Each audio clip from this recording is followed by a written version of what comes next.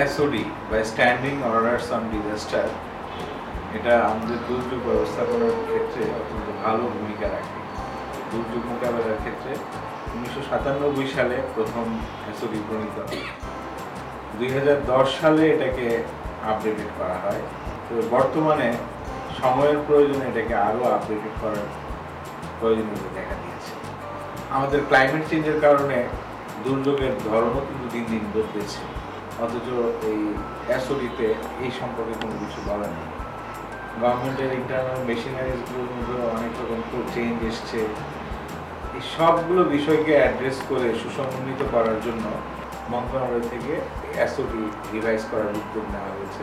Oxfam উদ্যোগ নিয়েছে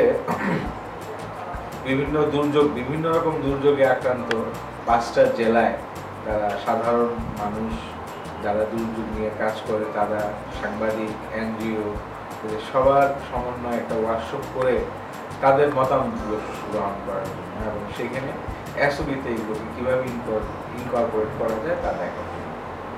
এই উদ্যোগকে আমি অত্যন্ত স্বাগত জানাই। এটা আসলে এনজিও এবং গভর্নমেন্ট সেক্টরে যৌথভাবে কাজের একটা ভালো উদাহরণ। আমি আশা করব এই ওয়ার্কশপগুলো যেগুলো অক্সফাম করলো, এর মাধ্যমে প্রত্যেকটা জেলার মানুষরা ওই জেলার দুর্যোগের বিষয়ে নতুন করে সেন্সিটাইজড হবে এবং তাদের ফিডব্যাক দিয়ে এই এসওবি যেটা নতুন হবে বা রিভাইজড হবে সেটাকে সমৃদ্ধ করবে।